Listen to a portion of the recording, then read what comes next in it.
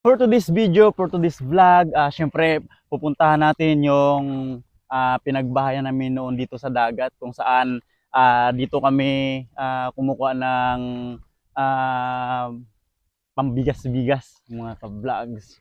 Ito ay culture namin ng Siko Conver o kaya Ibalatan. Ayan mga ka-vlogs. Ito ang kanyang sitwasyon ngayon mga ka-vlogs.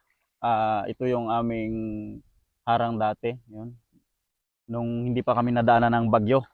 Pagbungad pa lang mga ka-vlogs, parang kinakabahan ako eh. Ayoko tumuloy dahil ito ang aking naratnan mga ka-vlogs. Ayan. Ayan mga ka-vlogs. Mga ahas. Tinamugaran ng ahas mga ka-vlogs. Subukan nating ilapit mga ka-vlogs. Ayan ang ulo niya. Ayan mga ka-vlogs. Ayun.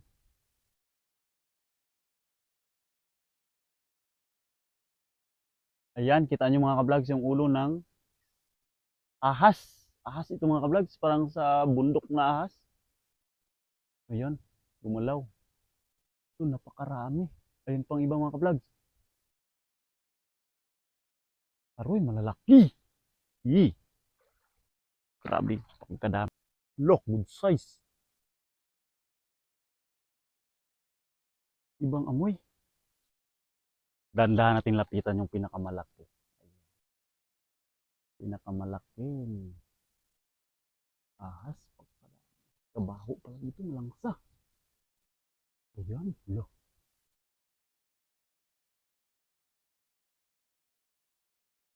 Look, mga ka-vlogs. Ano? Ayan, oh. Halos wala kang mapansin iba. Puro ito sila lahat. Ayan mga ka-vlogs. Super dami. Oh, ito ang kanilang pinaglunuhan mga ka-vlogs.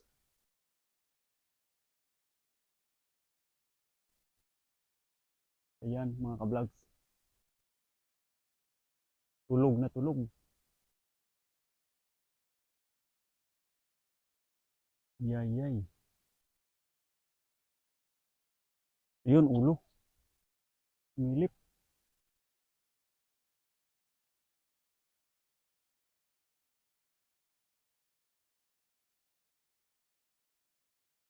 Ano kayang pagkain nila?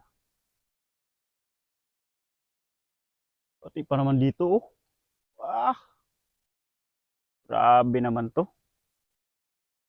Tinira na nila yung aming pinagbayan dati. You know? So, ito ang, hindi ito nangagat mga ka-vlogs, pero pag ito ang kumagat, ito ang nangagat, 100% ako, grabing kamandag nito mga ka-vlogs. Malit na ang ulo niyan eh. Ito buntis, oh.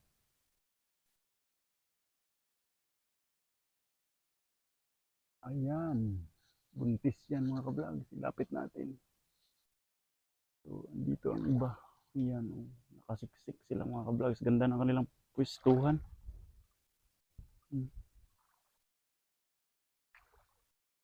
Ayan, oh. Sa taas. Nakasiksik talaga sila mga ka-vlogs.